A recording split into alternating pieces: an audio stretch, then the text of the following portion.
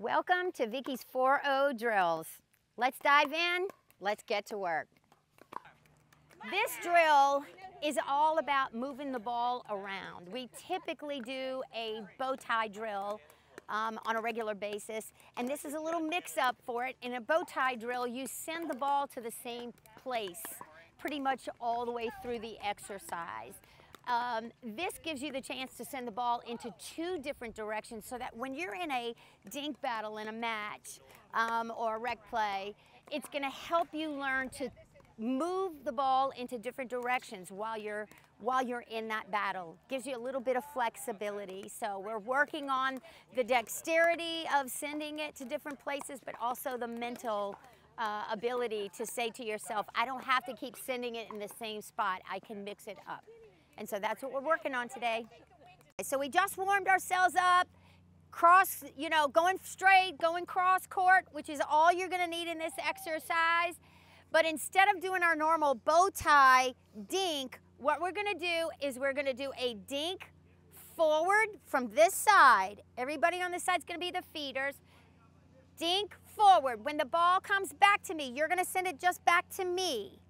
Then I'm gonna send it over there to Steve, and Steve's gonna send it right back to me, okay? We're gonna have two balls going at the same time, but it is this side's responsibility just to remember, you're sending one, sending the other side.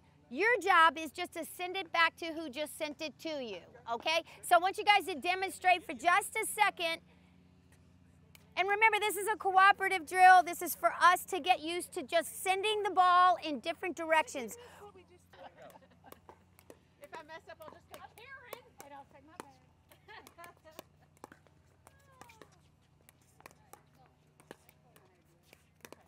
bad. Okay? If the whole idea is to get a little rhythm going, but what this is helping with is being able to send the ball when you're in a dink battle to different directions. You don't want to keep focusing on the same direction if you can help it. You want to move your opponent around. Okay, so I'll go ahead and time, and then what we'll do is we'll swap sides for the senders to the opposite side. This is what we're going to do. Exactly like we did with our dinks. Instead of bow tie, you're going to do the same exact exercise where this side feeds forward, you go back, cross, you go back, okay? It's gonna work, I promise. Volley. You got it, you got it. Hey look, this is all about control, and you guys have no issue with control. You're pros. No, you send it back to, okay. All right, this should have two separate tags. Then go to him, that's it, he back to you. Testing 1, 2, 3. Could be Vicki and me. Whoever sends it, we'll just swap up, okay?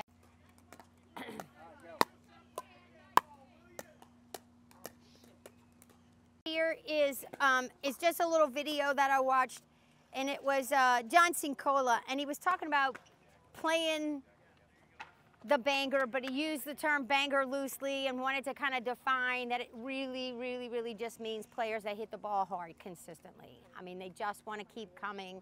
They don't want to transition to a softer game, so they keep coming. So what are the options that you can do? And the first one was a little bit interesting, a little bit different than what we're being told. His whole thing was about if you continue at the net, just resetting. We've all seen this. You're gonna pop it up, or you're gonna run the risk hitting it in the net. There's a lot of different things that can go on. So it's a reset that's real important to stop that person kind of dead in their tracks. But the other thing he wanted to make sure that you knew is, and he called it punishing them. Punish them. If you can hit it harder and hit it right back at their feet, go for it. I mean, so you kind of have to mix up a little bit of what you do. But I thought that was really interesting because we're taught, for the most part and for most people, just block, reset, reset, reset.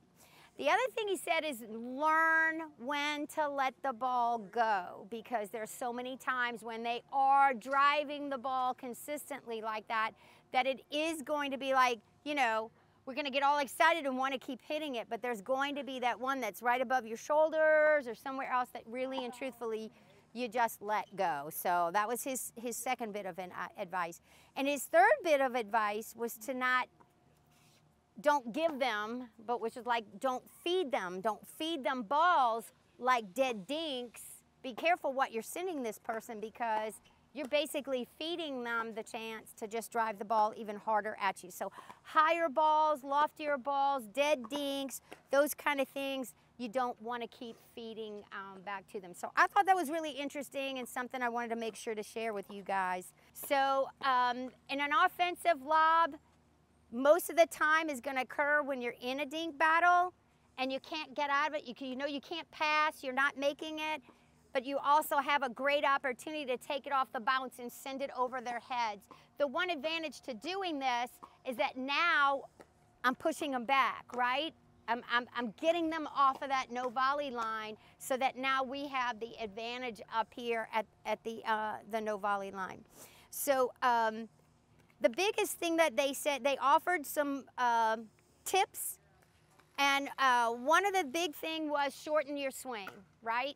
You're not going to swing out, because then you have less control about where you're putting the ball. So really and truthfully, you want a shorter swing, but you want your body to do a tremendous amount of the work for you. Get your momentum from bending your knees and getting your body up. Don't lift off the ball, or don't try to do it if you're off balance, you're on one leg. That's not the time to do it. You want to have steady feet, steady arms, be in an athletic position, in your ready position. And the other one was learn to take more out of the air, because when you do take it out of the air, you're sending less of a signal to your opponent, but the other thing is it gives them less time to respond, right? They're going to go chasing it down, and you got way more time to do it. So what we're going to do is we're going to do their drills. They put you through 3 phases of this drill, and the first one is we're going to have some dinks going on, and one side is going to just keep sending. So we're going to run through a lot of balls. You want to put the balls on the court for the 2 feeders, and so we'll feed the ball to one side, then we'll feed the ball to the other side. You want to take them off of the bounce and do it. You want to take them out of the air and do it. Practice doing both of those. Then the next phase that we're going to do is one side's going to feed the ball, and the opposite side is going to send it. That person's going to retreat and work their way back in. Try to get a drop, work their way back in after this lob, okay? It's hard enough getting back there, I know, but we all have this happen to us in a game, and we need to be able to respond to it. And the third phase of it is that both parties are going to have the opportunity to, you just dink, dink, dink, and when you get one and you can send it, and you're going to send the other person back, and you're going to keep count of how many lobs you did successfully. Doesn't mean that they couldn't return it. If they return it and whatever else, it does not matter. If you lobbed successfully, that's a point for you, okay? So we'll make it a little competitive, and we'll time it and see how many points we get. And Jeff I know he had 1 or 2 things he wanted to add to the... Covered one of them. Everybody lobs off the bounce, but if you want to add a shot to your arsenal, get up there at the deep line and work on taking us all out of the air and lobbing it. It will confuse people. I want to start doing, I do it a little bit, but I want to do more of that. But they're easier, also, touching that. And maybe, it's hard to control that lob off of a volley, but if you work on it, you can throw it in there every time. The other really good time, you got these big old guys or people that are really reaching in on you when you're in that deep battle. When you got them reaching in, that's the perfect time to send a lob, because the lob doesn't have to be perfect. And then one more thing with the lob not having to be perfect, I see some people, I'll throw up a lob and then a bit stands there right here, and the person beside me is retreating. Hold your ground right there. They're smashing it from back here. We're in good position right there. So try to hold your ground if you think the lob is good. So That's it. All righty, gang. So let's rotate one position and get everybody on the courts and take the balls. Let's let this side be the feeders. Thanks for hanging out with us today. And remember, drill as much or more than you play, and you will take your game to the next level.